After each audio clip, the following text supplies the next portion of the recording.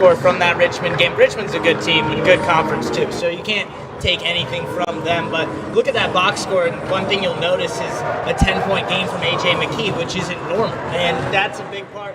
He had a bad shooting day. That happens. You know, you see those types of things, and I think that got them started a little slow, and definitely needing a bounce-back night for him and for the Royals also. Yeah, I mean, just a bad shooting, a bad point total usually for Queens. This is a team that scores a lot of points. That's been their MO since Bart Lundy was here. Grant Leonard, very much cut from the same cloth and embodied that mantra even as he takes over as the head coach here at Queens. And so you think offensively, that's where you're used to seeing them score in the 80s. They almost got to 100 the last time they were here. And so can they get back to that? I think they will. It doesn't mean they sacrifice anything on defense. I think we both know that. But offensively, just didn't hit a lot of shots. Thought they got rid of some of those jitters at the beginning of the season. I don't know if it's jitters, just it felt like the efficiency was coming back. This last game set them back a little bit. What you said there led me to a few different follow-up questions. I think I'm going to go with this one. Queens is one of the youngest teams in the entire nation. They have, you know, on average, their youngest guy under a year of experience at the college level. You kind of mentioned the jitters. How is that youngness going to impact them throughout this season? Well, I think Bryce Cash has done a phenomenal job just focusing on the little things, which has been one of the keys for Grant Leonard. He's preached it all season long. I think Cash embodies that as much as anybody. So honestly, even if the shot might not be falling for him, he impacts the game in a ton of ways. And I think A.J. McKee has done a phenomenal job of leading this team, even with some of that youth that you speak of. Yeah, I mean, you talk about the young players, not a ton of Division I college basketball experience on that team. And you may notice that in their home and away record. I mean, at home, they're 2-0, they're playing really well. And then you go on the road and you see them struggle from behind the arc or struggle shooting, you know. So you're kind of seeing that youth on the road, but it's something I'd expect to see, like Walker said, it kind of tightens up as the season goes on. And then the second follow-up to that is Queens likes to run up the score. They like to put up a lot of points on the scoreboard. It's a Gardner-Webb defense, though, that is top 90 in the nation. I love Ken Pom. I live on Ken Pom. They're 88th in the nation in adjusted defensive efficiency. Gardner-Webb, they're not the best offensively, but how do you see that defense stacking up against this Queens offense? Well, this is going to be fun to watch because, again, that High Point game, their first home game of the year, it was back and forth. Same thing with FDU. We walked back and forth, up and down the court, transition game.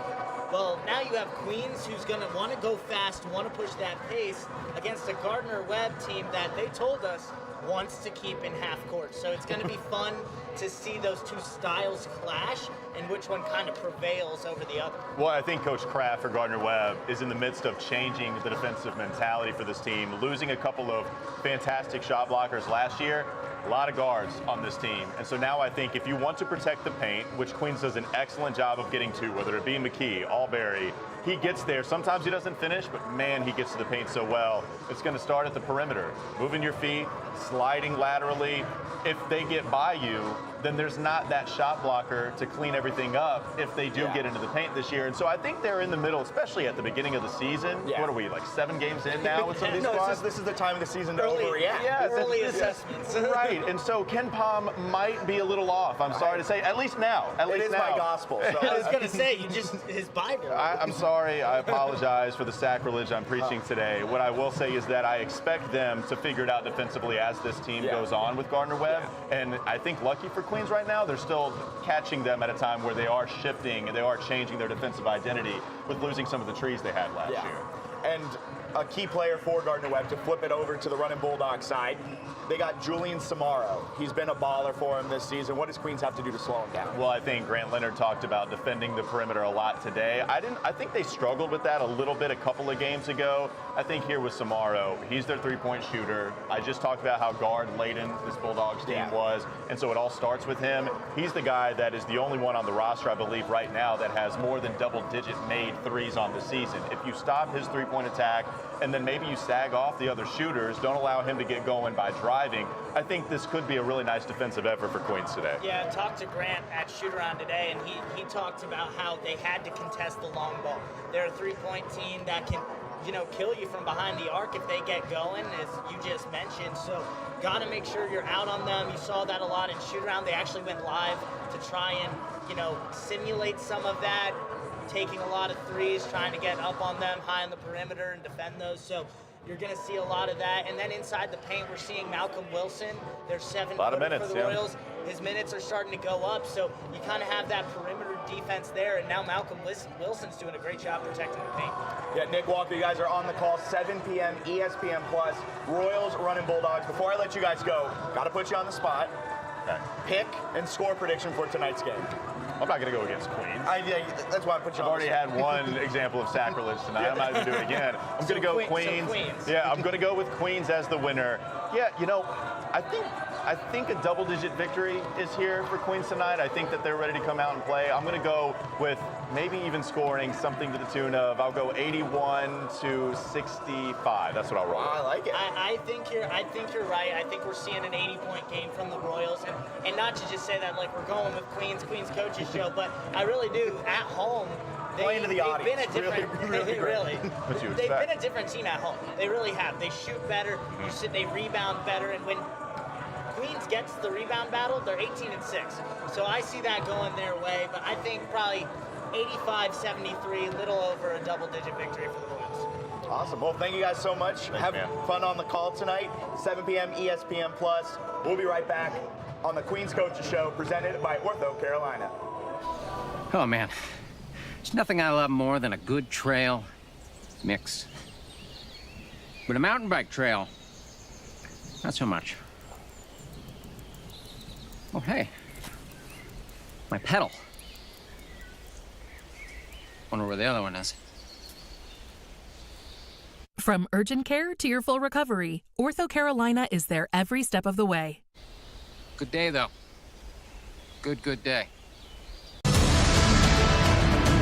Here, strength comes from within. Practice makes perfect. And curiosity knows no bounds. I believe Queens graduates will create a better tomorrow.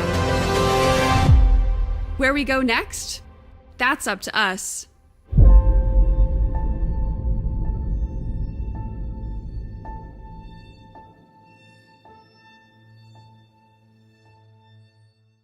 The Eats on East project showcases the Royals pride that spreads through East Boulevard, walking distance from Queens University campus.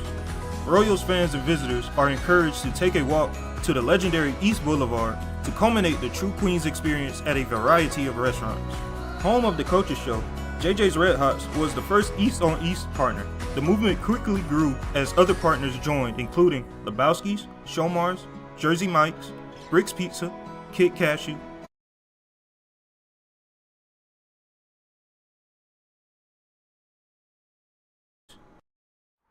From the bluegrass of Kentucky, the Arkansas River, to the beautiful beaches. From the bustling streets of Nashville, to the soulful sounds of Muscle Shoals and its vibrant cities. Fueled by growth, the Atlantic Sun operates in the fastest growing region in America and broadcasts in over 16 million homes. We're everywhere you want to be, with access to 9 of the nation's top 80 media markets, including an impressive 6 in the top 50.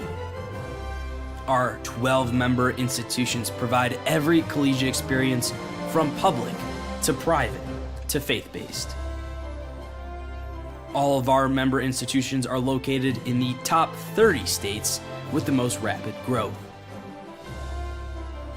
So join us, because we're not just a stop along the journey.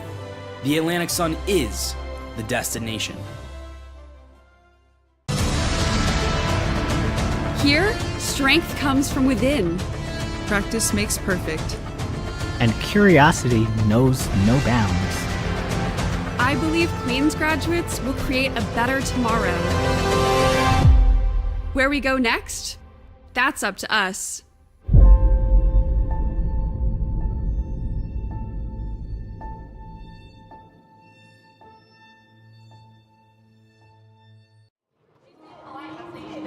Welcome back in to the Queens Coaches Show, presented by Ortho Carolina. I'm joined now by the head softball coach, Keila Goins. Keila, how are you doing today? I'm good. How are you? I'm doing fantastic. We got a great basketball game coming up. and we got a great season ahead of us for your softball team. Right. I think you guys just released the schedule a few days ago. You got an early season tournament against UNC Dub, an early season tournament against UNCC. Right. What does it mean to be playing those UNC schools early on in the season and really testing your team out? I think for us, it's more about making a name for ourselves. Right now, we're kind of flying under the radar for most people. I think we made a good name for ourselves last year, but we're still for the UNCC and the UNCWs flying under the radar. So for us, it's about making a name for ourselves. Okay, that's awesome. I mean, now you're in your first year as head coach. It's been a whirlwind of a journey, it feels like, Yes. for you. Can you kind of walk me through that? So you got here in November of 22, was it? 21. 21. And then named interim March of 23. Yes. Then head coach in April of 23. Right. And now you're going into your first full season. What is that like? I mean, how has that been for you? What's that journey been like to today? I think with the group of kids that we have and also the support staff that I have, who's also standing right there. The audience we have, the live Yes. audience. I think they make it easy. I think the kids were bought in from the beginning, and then also the staff, we just worked so well together that it just seemed easy. Yeah, and that last year where you were interim and then named full-time head coach, you guys went 20 and 26. Solid mark overall. What is the expectation for the team this year, now in year 2 of that D2, D1 transition? I think over summer we were able to fill some holes. So we were able to bring in a pitcher, so we have like a full staff now. We brought Jordan Dunn back from injury. So that'll be big for us that we have a full staff of pitchers for a 3-game series. Yeah. And then also we brought in some bats for offensively. I think last year we were putting up probably 1 to 2 runs a game. So our goal is to put up more runs there. And then last is to finish a series. We struggled to finish a series last year. I think that was the biggest difference for us from Division II to Division I was the 3-game series. So our goal this year is to finish series. And you mentioned Jordan Dunn coming back. You also have Kayla Smith coming back, one of your best bats in the lineup. What does having her come back mean for your team? For us, that's huge. Kayla she has big shoes, and I think she feels figuratively, extremely literally. well. Just figuratively. I think her feet are normal size. But she feels them pretty well, and she handles pressure well. And then Jordan Dunn coming back is huge for us. She was out last year with injuries, so she redshirted last year. And her return has seemed seamless. So she's doing really well. To focus on a little bit of who you lost G. Patton. I mean, I felt like she was here for 7, 8, 9 years maybe. For a long time. But you lose that kind of veteran presence in your locker room now. How do you guys go about replacing someone like that? I think just the team that they are sisters. So they take criticism from pretty much anybody. It can be a freshman, it can be a 5th-year senior. I think they all take criticism from each other really well, and then they also hype each other up really well. I think softball is the loudest sport in terms of the team hyping. You got volleyball and softball, but softball puts volleyball to shame. Maybe. I mean, you played with Lincoln Memorial with the Rail Splitters. Yes. Were you one of the louder ones in the dugout? I was not. I'm still not. I think that would be Sierra. Okay. She's the hype woman on staff. Okay. But I was never really the loudest one in the bunch, so. Just went about your business? So, last question before we let you go. You know, we're looking ahead, end of the season. You guys are lifting the A-Sun Trophy. How do you celebrate that? Like, how are you going to celebrate a good season this year for Queens softball? Oh, I don't know. I mean, I think in my head, we're ready to compete. Yeah. I think we're at a good place, especially with tomorrow being our last fall practice. I think we're at a good place, but I think we're trying not to look so far ahead because I think that was something that we did last year. Yeah. Getting close to the end of the season, we were looking at going to conference tournament for the first time, and it slipped away from us a little bit. So I think we're just taking it game by game this year and just putting our best foot forward every game. That's awesome. Thank you so much for joining us. Keela Goins, when does your season officially start? What's the game 1 at home? Oh, at home. Putting you on the spot, I know. I should have written it down too. Game 1 at home? February. You know, check out the schedule. Yeah, check queensports.com and check out what the schedule is. But yeah, you guys have a great schedule coming up. Thank you so much for joining us. Thank you. And we'll be right back here at the Queens Coaches Show presented by Ortho Carolina. Max has been practicing to be a professional soccer player his whole life.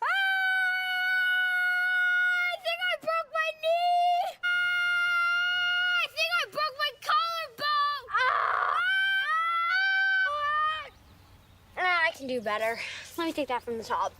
From your first real urgent care visit to full recovery, Ortho Carolina is there every step of the way. I think I broke my ALC! It's ACL. He's getting really good.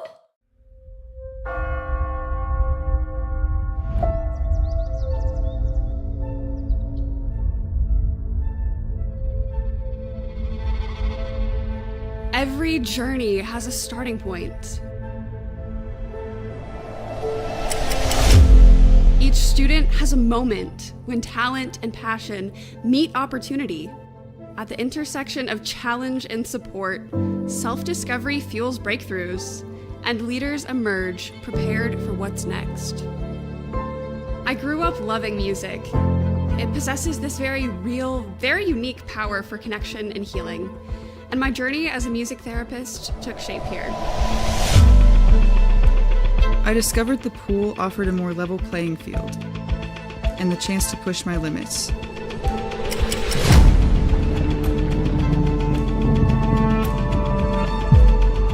At Queens, there's so much opportunity, and our potential for greatness accelerates with every step of our collective journey.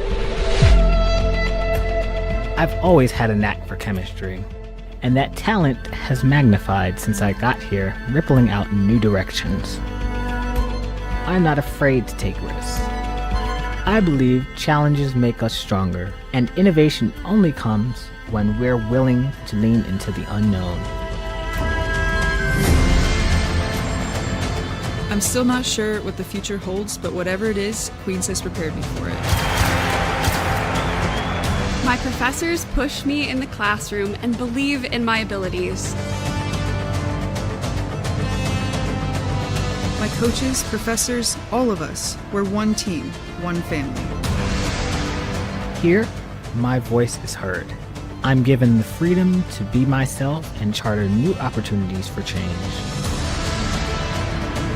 Here, strength comes from within. Practice makes perfect. And curiosity knows no bounds. I believe Queens graduates will create a better tomorrow. Where we go next? That's up to us.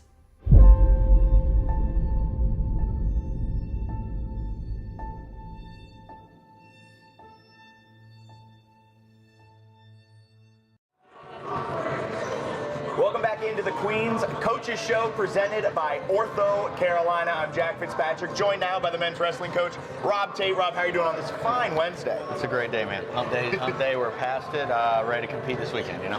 And you guys have been competing a lot this season. To start the year off, you had a top 20, top 25, two of them, Oregon State and University of North Carolina. UNC Chapel Hill. I love going up there and competing against them. Obviously, as a kid, I kind of wanted to go there a little bit, and Coach Cole's doing a great job with that program already, continuing what was there by Scott and then everybody before him. And it's good to see Ramos still staying on there. You know, they're going to be a good program. Yeah.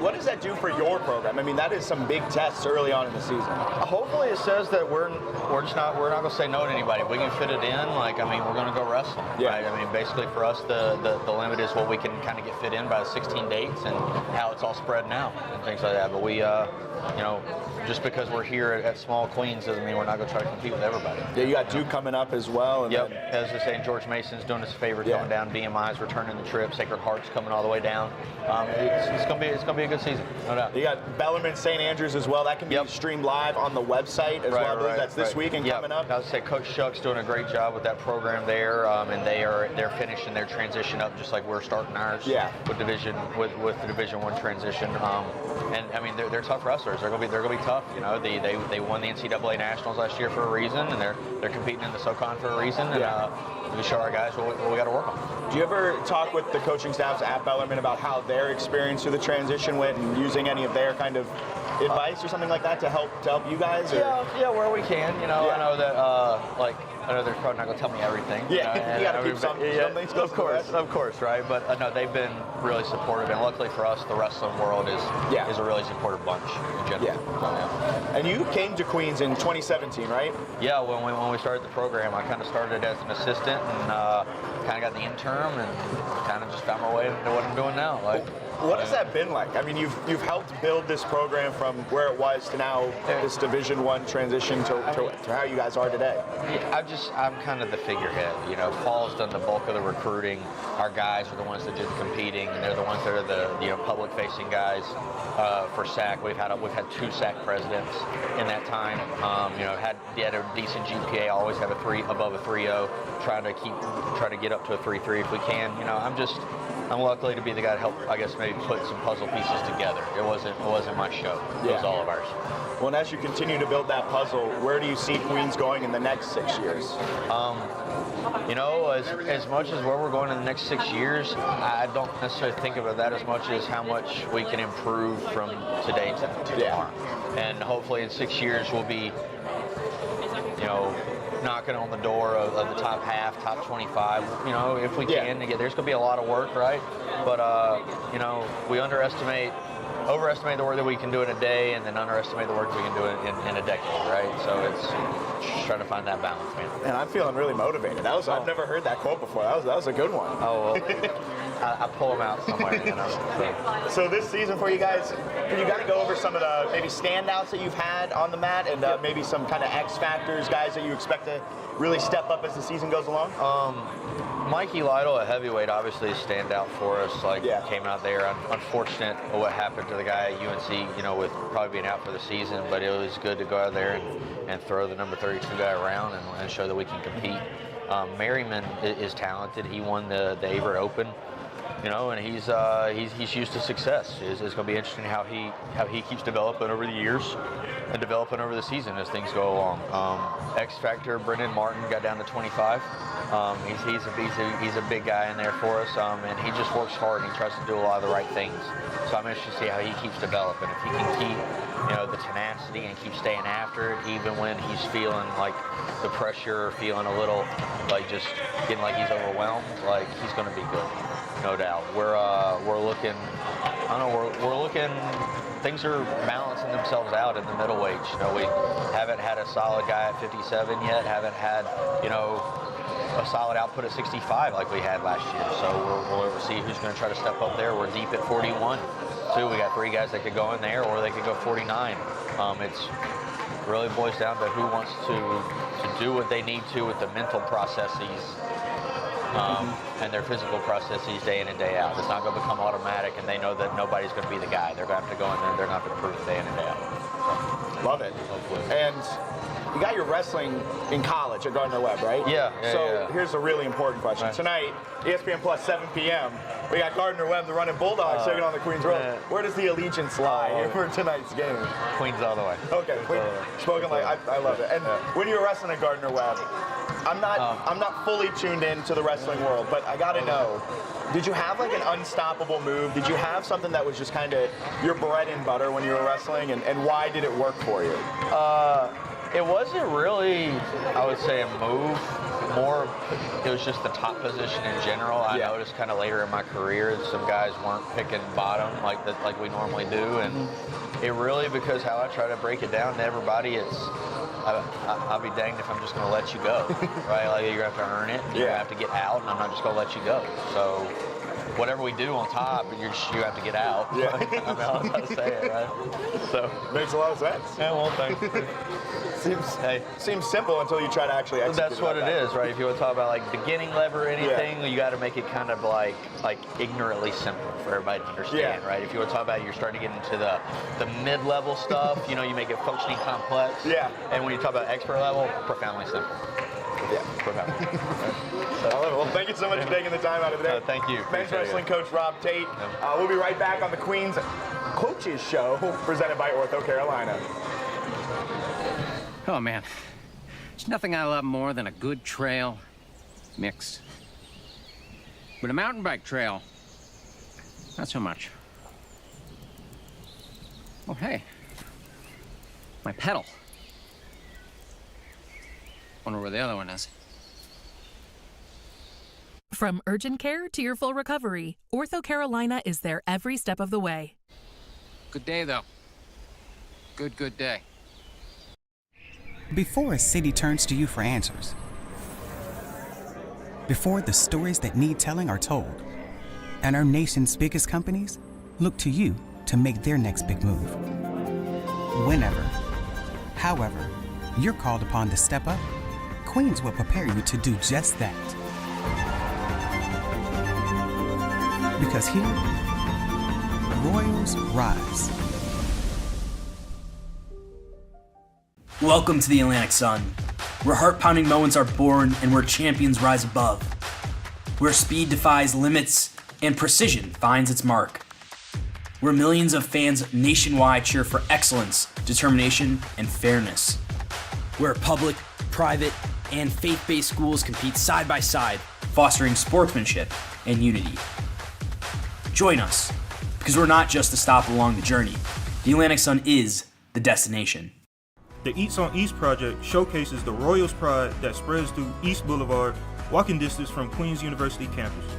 Royals fans and visitors are encouraged to take a walk to the legendary East Boulevard to culminate the true Queens experience at a variety of restaurants. Home of the Coaches Show, JJ's Red Hots was the first East on East partner. The movement quickly grew as other partners joined, including Lebowski's, Shomars, Jersey Mike's, Rick's Pizza, Kid Cashew, and Penguins Drive-In. The Eats on East partners proudly support Queens and its mission to create and connect fans and families. See all the Royals coaches live and in person during one of their many events held on the fields and courts of Queens University. All tickets for Queens home games can be purchased at queensathletics.com/tickets. Here, strength comes from within. Practice makes perfect. And curiosity knows no bounds. I believe Queens graduates will create a better tomorrow. Where we go next? That's up to us.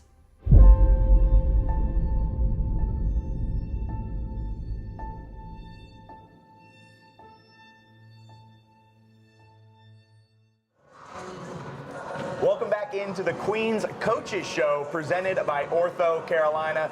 We're joined now by the women's soccer coach, Shannon Neely. Noel, how are you doing on this Wednesday? I'm doing great. Thanks for having me. Yeah, of course. And you guys are coming off of a ASUN Conference tournament win, a crazy season for you overall. Can you kind of, now that the season's ended and you have time to kind of take a breath from it and look back on what happened this last season, how are you feeling about it? Great. I mean, I think the further you get removed, the more you can take the broad picture of what the team did, what the staff was able to do, some of the bigger lessons, the things learned, and just be proud of so much that was accomplished on field and off, and celebrate the ones that graduated, get excited about the ones that are returning, start to recruit the next group in. All those things come in this first month afterwards, and it's been really wonderful. Yeah, and you guys, you had a 4-2 win against Eastern Kentucky in the ASUN Conference tournament game. A 0-0 draw. Yeah. I mean, I think that's the most drama-filled game you can probably get. Yeah. So we took the broad view, now let's go that minuscule view. For that game, what were your emotions? How was that game? It was incredible. You know, I think, as you said, there were so many things that went into it. You know, I had a kid right in the middle of the season, and after those first 2 weeks, I was back around, but I wasn't on the sideline. I was up in the press box, or I was on digitally, and that was my first game back on the sideline. So for me, it was really fun to be on the sideline with the players again, as opposed to being removed from it, communicating down to the sideline, or via phone. So it was really cool in that aspect. And then, you know, you're going into it, it's history already, because it's the first ASUN tournament game that we've had.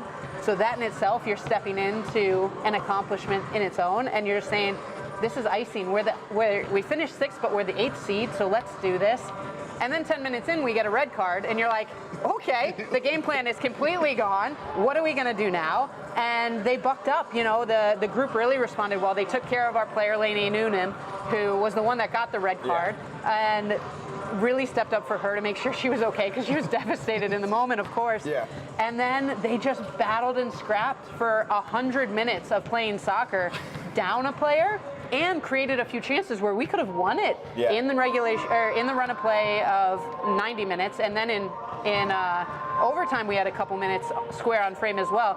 And then you go to PKs, and everybody knows PKs are a little bit of a crapshoot, but every single person that stepped up, Erica in goal, and then our 4 shooters, because we only went to 4, all just buried it clinically. And it was incredible to see them rise to that occasion, because it's the stuff sports legends are made of. Like, we'll be talking about this game forever at Queens Soccer, so it was so cool. And big time, what's the cliche? Big time players step up in big time moments and make big time plays. And that's what it was. 4 of them plus the keeper, Erica Turner. Exactly. I mean, and 2 of those 4 were freshmen. And that's what was going to lead to my next question was, I think 2 or 3 of your leading goals, I think all 3 of your goal scorers this year who had multiple goals, all are underclassmen, 2 all freshmen returning. and a sophomore. Yeah. That's huge for you guys going into next year, right? Yeah, we had 1 goal scorer graduate, and she scored on a PK. She was a starting center back for us this year and had a moment, so we let her take it. It's incredible. Like, that progress, and you think about what's returning from the junior class down, there's so much good that's happening. I mean, that senior class, there's only 4 people that graduated, but it instantly feels different without them around because they were such large influences on field and off. But the returning group are primed to just keep this momentum going. And that momentum this last season, you guys had 8 draws, which I want to kind of pick your brain as a coach and kind of ask 2 questions here. One, how do you view a draw? I don't know if it is a little different than being that D2 transition to D1, and then also next season, how do you turn those draws into wins?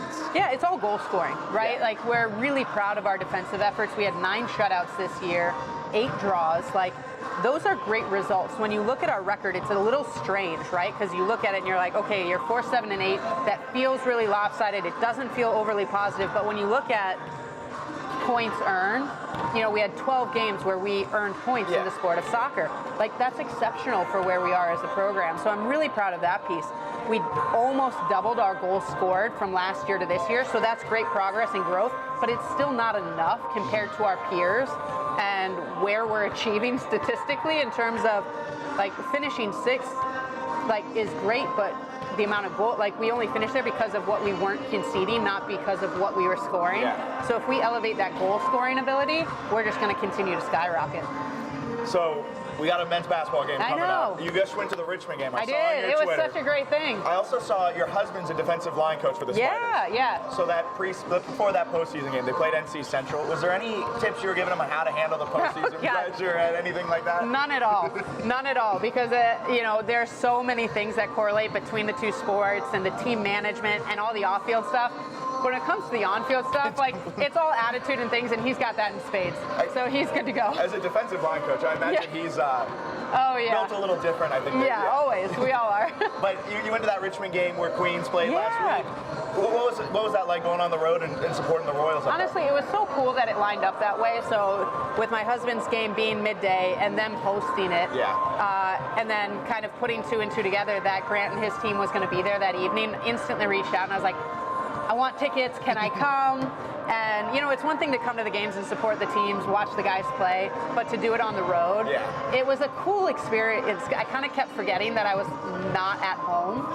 Like, I ended up chatting with some gentlemen that were sitting in the row behind me, and I forgot that they were Richmond fans. And I was just like, oh yeah, you're not rooting for the same team that I am. That's okay. Not mad at you. That's fair. I have this weird thing where I think away games, whatever it is, are honestly a little bit better than home games. I love everything that happened at the Lions Den student section. Awesome environment here.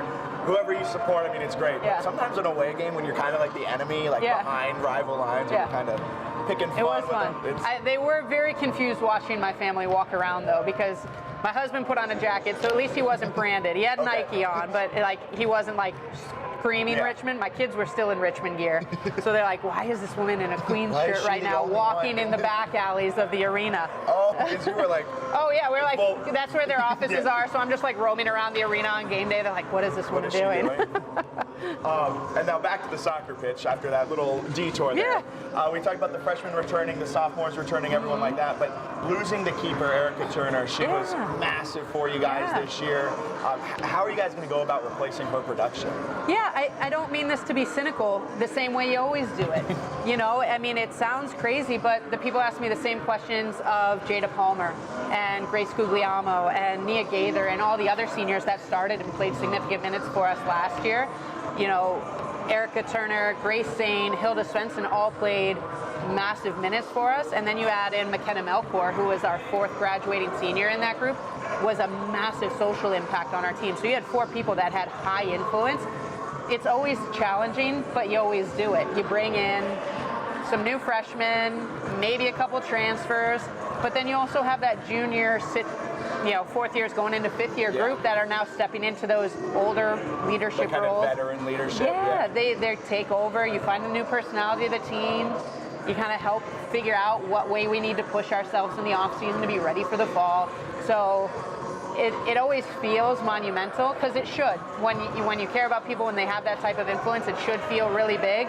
But then it's next up and you go.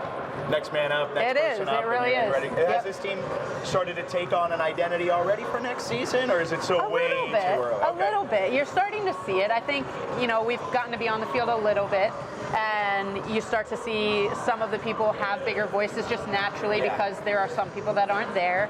But I think there's so much carryover from last season still.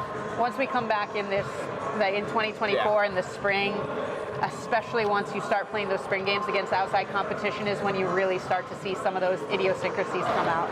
Love it. And last question before we let you get up on out of here.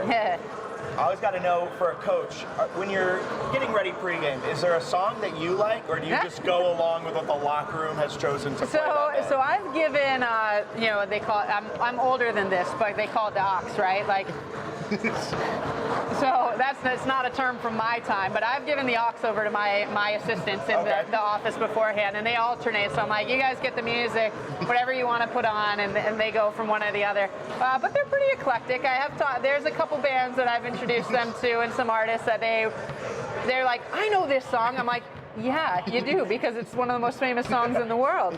But it's one of the nice things about having diversity amongst my staff as well, because they teach me things and I teach them things, and it's good. Love it. Well, thank you so much for taking your time out of this Wednesday. Yeah, of course. Women's soccer coach Shannon Neely-Knoll, have a great rest of your off season and gearing up for the 2024 year. Thank you so much. Go Royals. And we'll be right back on the Queens Coaches Show, presented by Ortho Carolina. Max has been practicing to be a professional soccer player his whole life.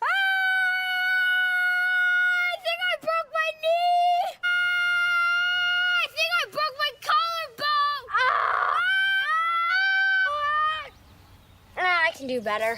Let me take that from the top. From your first real urgent care visit to full recovery, Ortho Carolina is there every step of the way. I think I broke my ALC! It's ACL. He's getting really good. From the bluegrass of Kentucky, the Arkansas River, to the beautiful beaches of Florida.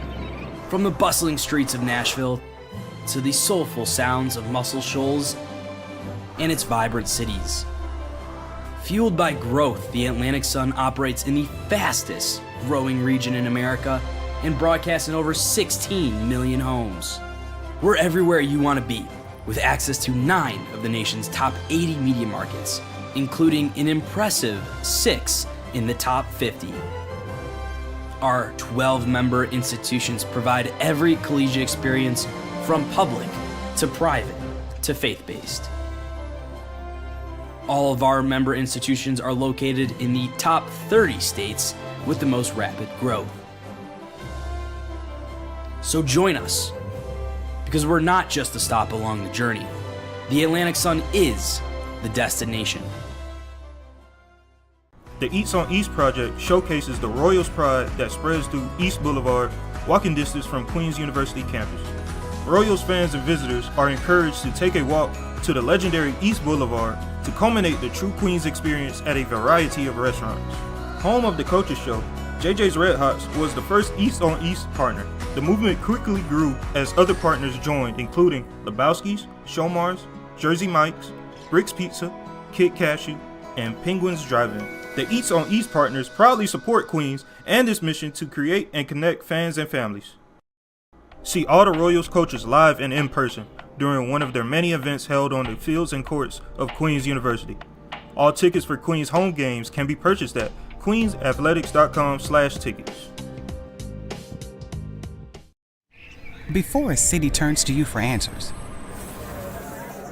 before the stories that need telling are told, and our nation's biggest companies look to you to make their next big move.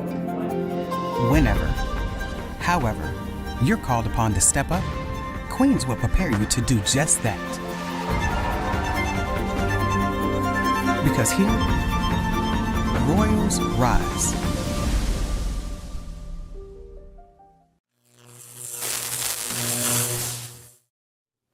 What up, Royals Nation? Welcome inside 117 Studio B. This is your Royals Recap. I'm Kat Biancardi, catching y'all up on the best moments of Queens athletics this past month. No tricks, only treats for the Royals during fall postseason play. Queens women's soccer makes history by defeating Eastern Kentucky in thrilling fashion by way of penalty kicks, 4-2. The Royals' victory made ASUN history by becoming the first 8 seed to advance to the quarterfinals.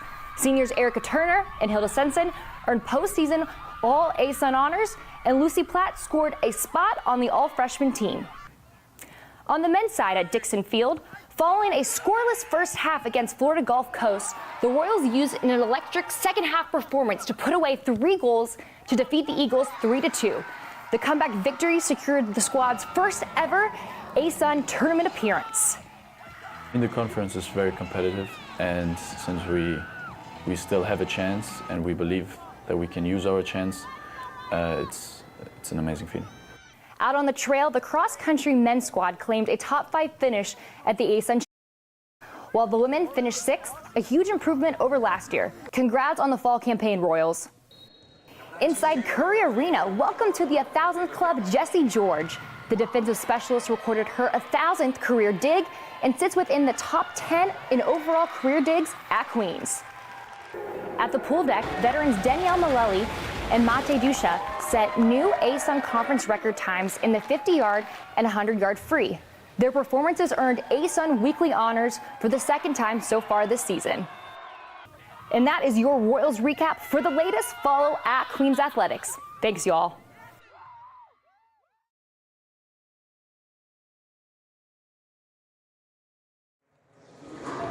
Welcome back into the Queens Coaches Show presented by Ortho Carolina. I'm Jack Fitzpatrick. Thank you guys so much for tuning in to the Queens Coaches Show presented by Ortho Carolina. We were joined today by Keila Goins, the women's softball coach. Their season coming up in just a few short weeks. Rob Tate, the wrestling coach, their season underway. They have an awesome match this weekend. You can stream it over on the website. And we were joined by Shannon Neely-Knoll, the women's soccer coach. They were coming off of a ASUN conference tournament win against Eastern Kentucky. It was awesome being able to catch up with her and chat about the season and their experience at the Richmond game with the Royals just a few days ago. Coming up at 7 p.m. on ESPN Plus, the Royals are taking on the Runnin' Bulldogs of Gardner-Webb. So head on over there. We have Walker and Nick down on the call. They joined us at the top of it.